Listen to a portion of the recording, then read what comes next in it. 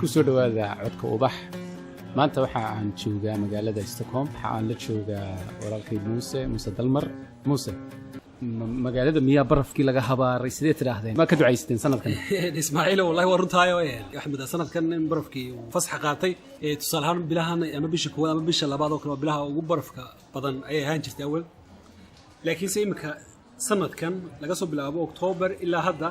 baraf intaanu aragnay wayba yartay ma lamaana arag baan oran karaa waliba magaalada qabow ama roob yar baa jiray marka cimilada adduunka isbedelaysa ayaaba loo tirin karaayo marka in badan way ku faraxsan tahay bulsho badan oo wadankan ku noolinaayeen oo barafka u baratay oo waliba xilliga Christmaska oo marka ciido kale barafku dhulku cadaada oo qurux badnaada ay jeclaan jireen marka in badanna way soo dhaweysaan isleeyahay in badanna waxay tabaysaa barafkii laakiin sidee kulli baad cadceed baad ka timid oo waxa filayaa inaad ku raaxaysan doonto waxa ma rajaynayay inaan qabow yar iyo wax la kulmo oo yara siibto sideedii caadiga ahayd lagu yaqaanay laakiin nasiib darro baraf ma jiro idinku ma ku faraxsantihiin idinka ma qayahay mise waa tabaysan idinka laftiina wallahi anigoo kale sidanaaba ka jecel runtii aroortii markaan shaqada tagayo kale markaan arko iyadoo dhulka baraf oo liin waan farxaa sababtu waxa weeye gaariga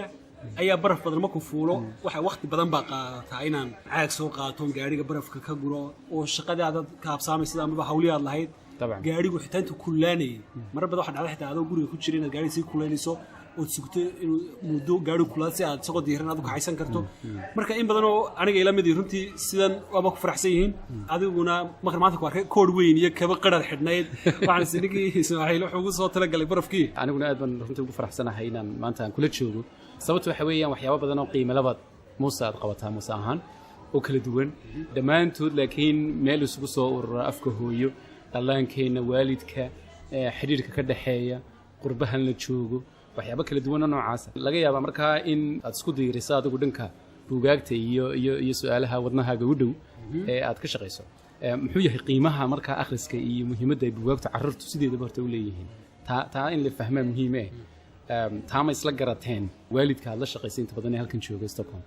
marka la eego buugaagta iyo akhriska iyo bulshadeena dhaqan ahaan haddii wadankii joognay iyo markaan qurbaha nimidba kuma xoogana oo xidduudan kala ama bulshooyinka kale adduunka u nimid waxay ku oranayaan bulshadiinu akhriska iyo arrimahan iduguma xoogana wayna arkeen oo xitaa ilmaheena iskuulka joogay bay ka muuqataayo haddii wax qoraal loo diro haddii cashar loo diro wuxuu ku qasban yahay mooyaan maadaama guriga aanu ka helayn caawimaad badan ama aanu jirin jawi akhris iyo buugaag guriga uu ka jirin islaan wadankan Sweden aad u caan u ahayd loo oran jiray Astrid Lindgren loo oran jiray oo noolay 1907 dhimatayna 2002 ayaa waxay aad u qori jirtay buugaagta carruurta aad u badan bay qortay buugaagtay qortay wax loo turjumay buugaagteeda ilaa 100 luqadood waxa la yiraahdaa wax laga iibiyay 105 milyan oo koobi ayaa la iibiyay adduunyada oo dhan waana qofka qoraaga afraad ee buugaagta carruurta adduunka ugu caansan qorayay dumarka adduunka isku wada daro qof kasta ee tunaad bay noqotay waxaan ugu wada Astrid Lindgren hal ku dhig bay leedahay tiraado ilmo yar oo aan yaraantii buug carruureed loo akhrinay carruurnimo soo marin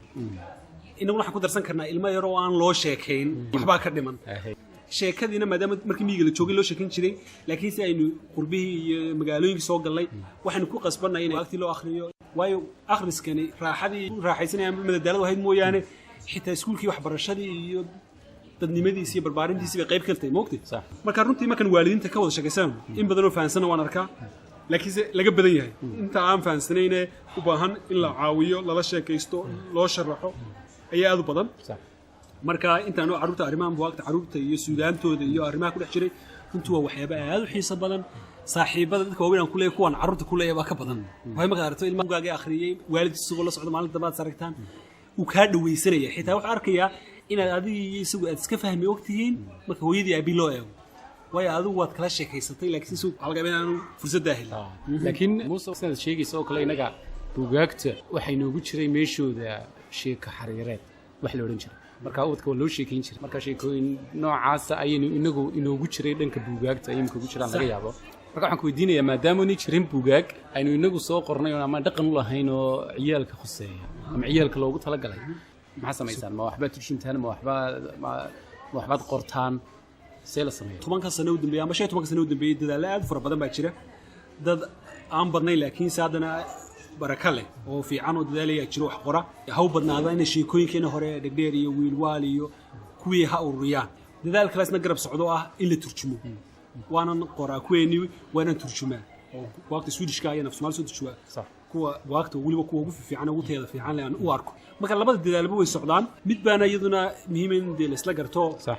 sheekooyinkeenii hore ee beecada miyiga ku salaysnaa ilmaha maanta Mareykan jooga ama Ingiriis jooga ama Sweden jooga si uma wada anfacayaan marka iyada laftigeeda ilmihii waa inuu helo wax cusub oo ilmaha maanta waqtigan jooga ee teknolojiyada casriga ee dunidan horumartay maanta dhex jooga uu fahmi karo sheekooyin noloshiisan beecada ku nool yahay imka ilmaha halkan jooga kale dacwo ma arko ama waa tusaalano kale waraabo ma arko marka ka Hargeysa jooga ama Muqdisho jooga uu kaga duwan yahay qurbu jooga beyond buu arkaa halkan oo kale madax ku tida marka waa in sheekooyin halkan joogo tareenadan basaskan iskuulku tago meesha ku ciyaaro ku badi noloshiisa waxyaabaha ku xeeran waa in sheekooyin looga curiyaa kuwaasoo akhlaaq ahaan iyo dhaqan ahaan iyo af ahaanba ilmihii kobcinaya fikir ahaanna wax u taraya marka runtii waa in wax badan oo maanta aynu qorna aynu baahannahay inna wixii adduunyada ka soo deysan karnaa waynu soo turjuman karnaa waayo literature ama aqoontu maanta adduunyada waa hanti wada leedahay lama kala laha waa la kala deysan karaa runtii dadaaladu way badan yihiin sidaad sheegtay dadka tirada yar ee runtii hawlahan ka shaqeynaya waad ku jirtaa Muuse waxaan markaa isweydiiyey maadaama buugaag cusub aad qoraysaan ama kuwa la soo turjumayna waan arkay oo aad adigu soo turjisay ilaa 30 buug way gaarayaan waxaa ka mid ah buugaagta uu qoray qoraaga la odhan jiray Sven Nordqvist Swedishka oo mid ka mid ah la yiraahdo tusaale ahaan aad u bixisay keegii maalinta dhalashada mid kale aad u bixisay digaagii oday baashe imikay waxaanu badanahay dhinaca turjumaada oo aan inta badan soo turjumo qoraayadan inta badan buugta turjumo qoraayo caan oo garanayaan sayimka ilmeena wadanka jooga hadraawi garanaya qoraayo caan oo garanaya way oo TV-ga laga sameeyay filmaan laga sameeyay raadiyoga laga sameeyay riwaayado marka maadaama ay ilaa yaraantii siyaabo badan ay afkan ugu soo akhriyeen markay sawiradii arkaan iyo magacii qoraaga markaba way soo jiitaan haddii afkooda ku helaan oo uga sixiisa badnaata marka waxyaabaha ay tani fursadda siisa waxa kamid ah waalidkii oo kale waxay helayaan buugii af Swedish ku qoran af Soomaali ku qoran marka xitaa waalidka wadanka muddo joogay ama ku cusub ee af Swedish ku adag yahay afkiibu baranaya Swedish ku ilmihiisa la akhriyaya Soomaaligana wala akhriyaya magacyada markan bedelanana waxaan isku daynaa anagoon wixii fariintii ka tagayn magaca ugu fudud ama ciwaanka ugu fudud in loo sameeyo Muuse laakiin saddex qaybood baa loo qaybin karaa qayb waa systemka aad iyo dalkaad joogtaan iyo saad u isticmaalaysaan waxa ay aad ka heshaan ee taageero ah ee ciyaalka lagu kobcinayo maskaxdooda talabaadna waxa weeyaan ubadka in ubadkii la fahansiiyo qiimaha afkeenu leeyahay Soomaaligu leeyahay waa ubad waliba laga yaabo inay ku dhasheen qaarkood iyagoo sanad iyo wax jirada yimaadeen in la fahansiiyo af Soomaaliga qiimihiisa taasna waa gaar oo waa ilmo yar oo way fududahay bay la tahay haddii dadaalkeeda la yimaado aniga igu adag nimaka ka fikiraya waxa weeyaan waalid aan runtii deyntooda badan dadkeena aan fahansanin qiimaha waqtiska iyo qoraalku leeyihiin oo buugaagtii dadka waaweyn loo qoriyay bal la daala dhacay sidee loo fahansiin karaa in ilmahaaga yar wuxuu u baahan yahay buug af Soomaali ku qoran doodo noocyo baad dhaxmara waalidku ilmaha markay McDonald's geeyaan makhaayaddan cuntooyinka fudud carruurta ka cunaan waxa ku soo bixinayaan waxa laga yaabaa $100 inay ku soo bixiyaan 3 carruur ay ka xiyaan baafa carruura laakiin marka taa buugi waa $10 iyo wax ka yara u iibi uu la weeyay xitaa lacagtii baa la weyn marka uu sharaxo ku dhamaa McDonald's goormad geeyso marka soo koornayaan waxaan geeyay weekend ama shalay baan gaama taraa ama markan kugu soo socday marka ku dhaaa lacagta McDonald's calooshaadu buuxisay laakiin waxa ka sii qiimo badan iyadoo calooshin laga tagay inaad maskaxdan u buuxiso marka runtii waalidiinta caqabado badan baa naga haysta inay fahmaan buugaagta iyo waxyaabo loo qorayo laakiin waxyaabaha u baahan in xuso runtii aanu fursad ka faa'iideysan waxa weeye dawladda Sweden baa dawlad aad dhaqanka u qiimeysa buugaagta library-yada naga iibsada iskuulada naga iibsada wayna taageeraan waxaanay jecel yihiin ilmo kasta oo wadanka ku nool inuu afkiisa barto wada xitaa iskuuladii baa loogu dhigaa Ismaaciil oo iskuul kasta macallin baa jooga ilmo kasta oo ajaaniba amba China ka yimaado amba Hargeysa ka yimaado xaq wuxuu leeyahay inuu wiigi saacad kamid ah helo inuu afkiisa barto marka that's why ma uu jiro macallin af Soomaaliga amba Korean dhigaya ama mid dhigaya Mongoliska dhigaya inuu ilmihii baro marka runtii waa dhadhaaro oo waxa la yiraahdaa ilmaha koritaankiisu waa sida sambuuso kale waa saddex gees waa qoyski geeska kalena waa bulshadii sax geeska saddexaadna waa iskuulkii marka waa qoyskii iskuulkii iyo bulshadii marka haddii aanay saddexdaa dhadhaar is helin oo aanay is caawin oo aanay ilmihii wax fiican aanay siin waxba ka dhinaanaya marka waalidka la'aantii iskuulkuna waxba ma qaban karo qof wax qoraana meel badan ma gaarsiin karo marka waalidiinta waxaan ku idhaahdaa iskuulka waxaad ilmahaaga u akhriyaysaa waxbarashada bay ka caawinaysaa hadhow xitaa markay secondary-ga tagaan ama dugsiyada kale waddanka suudhaka curusya soo qoraa lagu idhahdaa ilmihii hadduu wax soo akhriyi jiray way u dhib yaraanaysaa inuu wax alifo wax qoro laakiinse markaanu ilmuhu noloshiisii waxba loo akhriyay xitaa waxaad arkaysaa qof jaamacad ka soo baxay oon email qori karayn email web page qori karayn macnaha waxaa ka wada markaas waxaan waa barbaarin hoosta laga barbaarin markaad ilmihii sheekadii aad dhegdheer uga bilowdo eed buugaa u akhrido eed wiigii buug u akhrido habeenkii buug u akhrido aad tiraado wiigii 5 buug baan akhrinaa ama 6 buug ilmihii wuxuu noqonayaa waa sidii muruqo sida jiimka markuu qofku tagayo uu jimcisanayo kale uu dhismaya marka runtii waa arrin hawl yar ma laakiinse waalidiin badan way nala fahmaan marka dambe waxyaabahan marka ka fikiraya waxa weeyaan bulsho ahaan laakiin xataa dad u fiirsato dadka ka shaqeeya carruurta iyo madadaaladooda bulshadeenu si yaro hoosaba u eegtaa iyagoo ka dhigaya liidid ka dhigaya si wanaagsan wallaahi niyo qodob aad u muhiim ah ayaad soo qaaday Ismaaciilo wax kastaaba oo bulshada ku cusubiba way qariibsataa oo marka hore soo ma dhaweyso waxyaabahan carruurta ka sheekeynayna san aanu isleeyahay waa wax inagu cusub waa carruur iyo barnaamijyo carruur laga hadlayo tusaale ahaan TV-yada Soomaalida ku hadla tobaneeye haddana ka badnayn kama yara TV kaliya oo ku xisaabtama saacadna ha noqotay habeenkii ama weekii barnaamij carruurta ah oo lagu xisaabtamo oo sameeya ma jiro qoys kasta oo TV-gu guriga u yaalaana waxa laga yaabaa inay hooyo iyo aabo amba hooyo kaliya yihiin iyo 8 carruur ama 7 carruur hadoo fiirso waa bulsho dhan oo TV-gi oo guri dhan oo 10 qof degan yihiin oo hooyo aabo 8 carruur 8 carruur barnaamij af Soomaaliya ku baxayo loogu talagalay oo TV ka soo gelaya ma jiro amba uu yar yahayba waxa si dheer idaacada baxaysa 4 saacadood ama 12 saacadood baxaysa ama 16 saacadood idaacad barnaamij carruurta oo maaweelada ah oo garaad korin loo barbaarin loo entertainment ama madadaalo leh ma jirtaan ba way yar tahayba marka bulshadeena ay gudahayna wada cusub tahay tusaalahan iskuuladeenna oo kale iskuuladeen xanaanada hoos marka ka soo bilaabo ilaa dugsiga sare ama dugsiga dhexe noqotay male tartanna curusya male ilmaha buugaag looma akhriyo buugaag looma diro duruufaa jiray oo intii waddanku burbursanaa lama helin laakiinse haddana haddii xitaa buugii la helin waa in loo sheekayn karaa marka runtii waa qodob muhiimad sheegtay dadka arrimaha carruurta ka shaqeeya buugaagta carruurta ka shaqeeya ama barnaamijyadoodu way horta inagu yaryihiin oday Allah sharfe Cabdi Flash leeyahay Hargeysa jooga oo la kulmay ayaan runtii markaan arko shaqadu hayo qiimaheeda waxay ahayd in qofkaas oo kale la siin lahaa taageero buuxda oo dhaqaale mid aqooneed loo sameyn lahaa xafiis dhan loo sameyn lahaa dhalinyaro la shaqeysa aqoontiisa la kobcin lahaa wuxuu hayay xitaa isagu wixii dhaqankiibu hayaa la casriyeyn lahaa waxa ka soo bixi lahaa barnaamijyadan ay idaacadda raadiyogiisa ka bixi lahaa TV-geena ka bixi lahaa buugaag noqon lahaa dadka arrimaha buugaagta ka shaqeeya imika laakiin soo badanaya oo maasha Allah imika waliba Yurub iyo qurbaha u badnaadaan dad badan oo qurba jooga oo mutacallimiina oo macallimiin u badan ayaa wax qora oo fahmay baahidii oo macallinka imika Sweden jooga ama London jooga ama Minneapolis jooga wuxuu leeyahay hal buug oo ilmihii uu dhigo marka marba waxa ku qasbantay inuu Google ka galo oo wax soo daabaco oo turjumo ama wax isugu leeyahay jeebkiisa ka soo saaro si ilmihii wuxuu u geeyo marka runtii waa meel muhiima waddankan ku nool Sweden marna weyn ku sheegay kulaha nacmo waddan dhaqanka iyo suugaanta aad u qiiseeyay madbacadaha daabaca buugaagta carruurta iyo shirkadaha iibiya suuqooga iyo iibkooda iyo saas carruurta ugu balaaran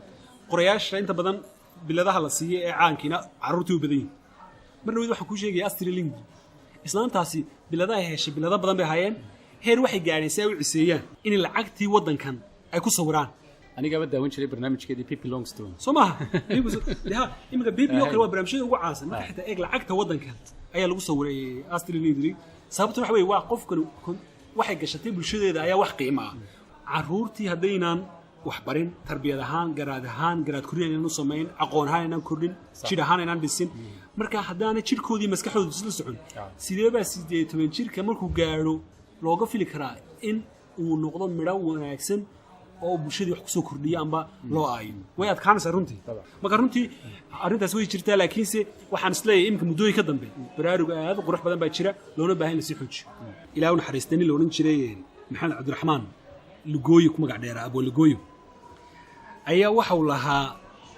dhalaankan quraanka la barin qowlkii nabigeen waa qaafil koraya haddaan waalid qaban qaabin oo aan qalooc iyo samaha looba kala qaybin maxaa loo qabsanayaa hadhow hadduu qariya buuj jeero maalgelinta weyn ilmaha lagu samayn karaa lacag maaha waa waqti hadhow hadduu qaloocdo weji kale la yimaado dambiga isagu ma la nacamti waalidka ayaa haddaan soo noqdo tan dhalaanna dhalaan waxa weeye waa TV amaba waa canal YouTube-ka ah oo aanu carruurta ugu talagalnay oo aanu isleenahay ha buuxiyo baahidooda wuxuu noqon doonaa canal waxbarasho iyo mid madadaalo carruurta ayaa iyaga laftigooda qayb ka noqon doona oo barnaamijyada maaha carruurtii wax loo sheegowna iyagaa wax isku sheegi doona barnaamijyada qaar iyagaa soo jeedin doona iyagaa sheekayn doona wuxuuna noqon doonaa kuwa anugu aan xitaa u samaynayno carruurta ku barayno af Soomaaliga midabada xarfaha wixii waxbarasho ku saabsan ee garaad korin iyo tacliin baa u noqonaya wixii barbaarin noqonaya waxyaabo badan iyagaaba isbaraya iyagaa is wareysan doona marka waxay noqon doonaa barkulan ay carruurtu leeyihiin oo iyaguna ay wadaan iyaguna ay daawadaan waa hagaag qaybtii buugta haddaan su-aal kaa weydiiyo muso waad iga aqoon badan tahay aniga qaybtii buugta carruurta dabcan qof day ku dhex jira baata oo ka shaqeeya buugaag badanna turjumi kuwa kalena qoray qofka cusub ee doonaya inuu qoro buugaag caqabado noocyo iyagu la kulmi doonaa sidoo kale xaguu ka bilaabaya qaybahee muxuu u qaybsamaan buugaagtu carruurta qayba ma leeyihin ismaaciilow qaybahay u kala baxaan way badan yihiin runtii laakiin sida buugaagtu carruurta marka la yidhaahdo qaarna waa kuwo waxbarasho oo loogu talagalay inay iskuulka iyo manhajka ay galaan qaarna waa kuwo iskuulka wixii ka baxsan ah laakiin iskuulku may kabayaan oo ilmi way kabayaan laakiinse midna waa manhajkii uu ku qasban yahay oo dee uu ku helayo shahaado amaba imtixaan ku gudbayo midna waa kii uu guriga ku akhrisanayay suuqa ku akhrisanayay ilmihii ku nafisayay waxay ugu kordhayeen tira barashada ka mid ah ilmihii tiradada baro tusaale oo kale amba xarfo oo kale haddii buugaag noocaas qof samaynayo waa baahi baa loo qabaa sheekooyinkeeni hore haddii sawirro qurux badan inta lagu dhayo dee la raaciyo dhegdheer iyo wiilwaal iyo sheekooyinkeeni noocaas ah diin iyo dacwayo oo la casriyeynayo oo wax fiican oo waa classic baa dhaa kuwa hore ay nooleeyaan bulshooyinkani waa la hayaa laakiinse kuwa cusuba mar walba ka xoog badan waxaa ka mid ah nolol maalmeedka ilmaha waa ka hadlaya maalinta kubadda ciyaaro iskuulkiisa noloshiisa maalinlaha ah waxyaabaha ilmaha ku xeeran oo sheekooyin loogu curiyo taasina ilmuhu u xiisanaya oo wax uu garanayo waxaa kaloo ka mid ah waxyaaba loo yaqaano demi baadhista oo kale amba in ilmihii sida filmaanta kale loo baro inuu wax baadhitaan samayn karo detective oo kale uu noqon karo buwaag badan baa laga qoraayo buwaagtiisna waa qayb dhan oo ballaaran waxaa ka mid ah buwaag la yidhaahdo xusuus qorka oo ilmihii la tuso sabtida maanta waxaas igu dhacay kubad baan ciyaaray iskuulkii baan tegay waxaan sameeyay magac ciyaal badan way xiisayaan xusuus qorkana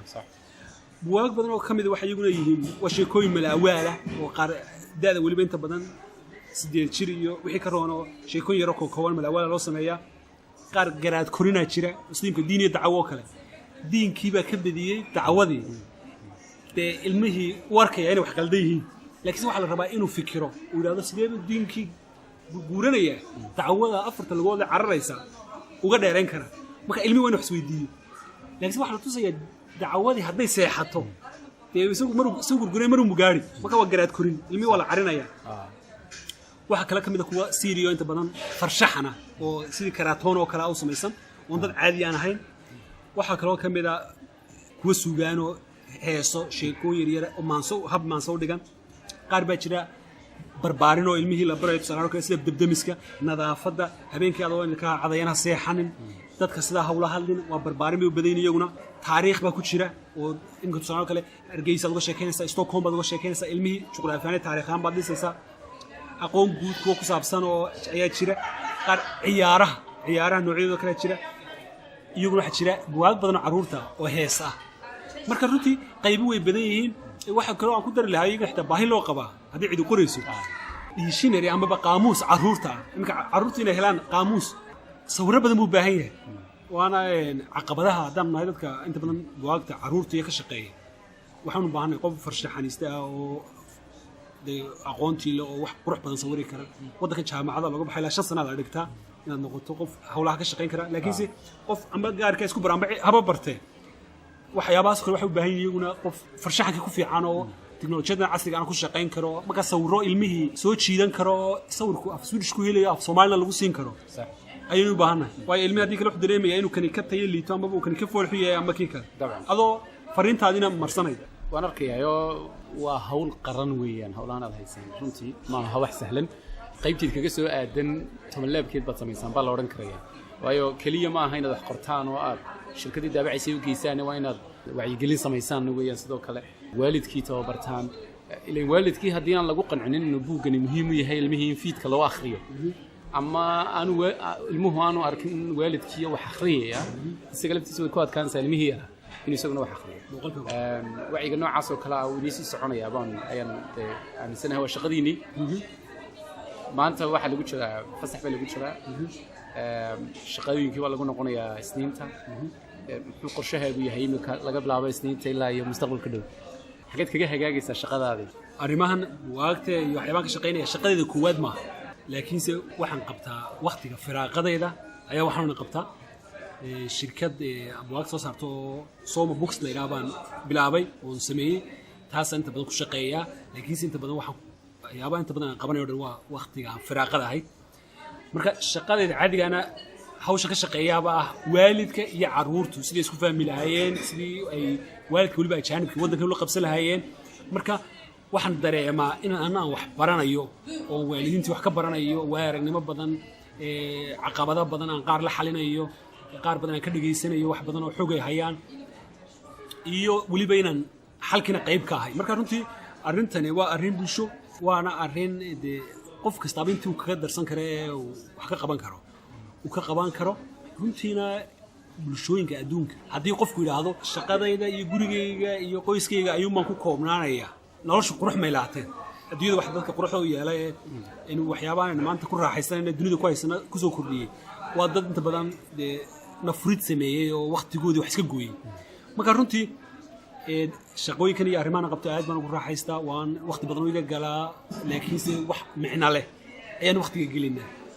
waalidiintana waxaan ku ilaahdaa fahansanaada qiimaha akhrisku leeyahay iyaga laftigu waa inay bartaan guryaha inta badan waxaa la dhigaa kabadho waaweyn weel badan ku jiraan marka kabadhada weelka badan ku jiraan haddii qaanad yaro ka mida buwaagta la dhigi lahaa haddii aan xitaa la akhriyi lahayn aragga indhuhu arkayaan ayay saamayn badan ilmahana ku yeelan lahay waxay arki lahaa ilmuhu inuu gurigu qiimi inayo buwaagtii waxaa laga yaabaa inaad xitaa mar adoo iska yar caajisay aad buugii soo qabsato akhrido Sweden oo kale qofka dumarkii marka ay uurka leedahay ee dhakhtarka tagto buug baa la siiyaa waxa la yiraahdaa ilmaha yar waa akhri balse gabadhii ka odhanaysa ama waalidka aabihii hooyadii iyagoo socda ay odhanayaan ilmihii yar waa uurka ku jira weli muu dhalanaysa sida ugu akhrinaa gabadha ka shaqaynaysa xanaanada waxay leedahay isagoo uurka ku jira ayuu idin maqlayaa u sheekeeyo akhriya maalintii dhakhtarka ay hooyadu ku umushay ilmihiina hadiyada koowaad la siinayaa waa buuga caruurta la siinayaa buuga ama laba la siinaya waxa loo leeyahay ilmaha u akhriya oo goorma loo akhrina imikada markaad guriga tagtaan dhakhtar ka baxdaan u bilaabo akhriya qaar badan oo inaga midana iyadoo lagu dulmurmayay dhasheen ayay dhasheen markaad sahan kale buugi sawir wato waxa laga yaabaa hal xaraf ama laba xaraf ku qoran ama eri ku qoran ama weer yar ku qoran tahay ilmi waxa lagu leeyahay uu ku fahmayaa ha ku koro dhaqan akhris laakiin waxa ku farxay imika marka waddankeena arko kale habeenba buug baa la soo bandhigayaa habeenba qola buug ka hadlaysa waa baraarug fiican oo runtii lagu farxo una baahan inuu wada gaadho bulshadeena oo dhan taasoo ku gaadhay waxa weeye qof walba intuu ku darsan karayo mid hadii inagu aan buugti qorno qofka aan qori karin waa inuu buugti inay akhriyo marka kaalintaas asaas inuu ka soo baxnaa mid qora iyo mid akhriya waxaan ku weydiinayaa Muuse caruurta wax akhriday iyo kuwa aan wax akhriyin saameyn noocee way buugta ku yeeshaan si weyn baa loo kala garan karaa ilmaha gurigooda wax lagu akhriyo iyo ilmahan loo akhriyo daraasad ay samaysay jaamacadda Ohio ee waddanka Mareykanka ku taala ayaa waxa ay leedahay ilaahay shan jirka ayay qiimeynayaan inta ereyu haysto waxayna leeyihiin ilmaha shan jirka ah in wiligii waxba loo akhrin wuxuu haystaa 4662 erey ilmaha loo akhriyay mar amba laba jeer wiigiina wuxuu haystaa 36570 erey oo shan jirka ilmaha loo akhriyo 3 jeer ilaa 5 jeer wiigiina wuxuu haystaa 166520 erey ilmaha loo akhriyo maalin walba imsoo haystaa 296 erey ayuu haystaa waa ilmaha maalin walba loo akhriyo ka 5 jeer maalintii loo akhriyayna wuxuu haystaa 1,483,300 erey bal qiyaas 1 milyan buu haystaa ka 5 jeer maalintii loo akhriyay kan weligii loo akhrina 4,000 buu haystaa marka haddii ay labada arday ay shan jirka ah ee caruurahay ee labada guri ka kala yimid ay isku yimaadaan oo ay iskuulka isku yimaadaan ama banaanka isku yimaadaan oo haddii ay dareenkooda cabir la yiraahdo meel soo istaago hadla la yiraahdo midna wuxuu sheegi karaa iska yar midna waa qof dhammaystiran oo dareenkiisa oo cabiri kara dawladda Sweden oo badan wadin la joogay tareenada markaad raacdo waxa ka hooyo ilmo yar la fadhiyo 4 jir ama 5 jir sida ay wada hadlayaan waa laba qof oo waaweyn muuse waxaan u malaynayaa maanta dhan adigu ma wax weydiinayay ujeedadna waxay idin wada sheekaysanaa ilaa hadda waxba imaad weydiin waxba ma hayamayaabad isleedahay iminka ninkan ku hor fadhiya maxaad ii waraysan lahaaday ismaaciil waad haysaa runtii codka ubax ayaan marti u ahaa maanta qayb dhan oo aynaan ma dhaweed xusin baa jirtay oo la yidhahdo carab jaqlin waa koorsiyo dhan oo iskuuladii jaamacada lagu dhigto rhetoric baa la yidhahdaa dad yowga inta badan waxaa ilmahana la baraa inuu ilmuhu noqdo ilma carabkiisu uu dee magal saxar tiran yahay oo si fiican u hadli karo oo hadalkiisu toosan yahay marka dhaqankeena kaalin weyn bay kaga jirtaa in la ururiyana way tahay adugu xogaa baan runtii ururiyay laakiinse in dee caruurta ay gaadhaan oo la barana waa muhiim marka bal waxaan ku odhan lahaa 3 jeer oo degdeg ah inaad tiraahdo nin timir cunay biyo kama daba kaban karo 3 jeer oo degdeg ah haddaad qalado ganax baad leedahay markaa waan garanayay su-aasha keliyadii weydiinaysaa inay tahay mid aad igu xidhaysee nin timir cunay biyo kama daba kaban karo ma sax waxaa lagsi 3 jeer oo degdeg ah kaa raba ma 3 baa la doonaya walla baay waad keenaysaa nin timir cunay biyo kama daba kaban karo nin timir cunay biyo kama daba kaban karo nin timir cunay biyo kama daba kaban karo si fiican baad keenaysaa dad badan oo weydiiya mar badan way qaldaan laakiinse imika waa dar isku iga dhaxaystay gudahayga ilaahay baa ogaayay waxaan si fiican baad uga soo baxday aad iyo aadna waan kaga mahad celinayaa raadsanid muuse shaqo weyn oo haysaa hambalyo halkaana ka sii wada insha Allah aad baad mahadsan tahay dhammaantiin waxaan kaga tegaynaa asalaamu calaykum waraxmatullaahi wabarakaatuh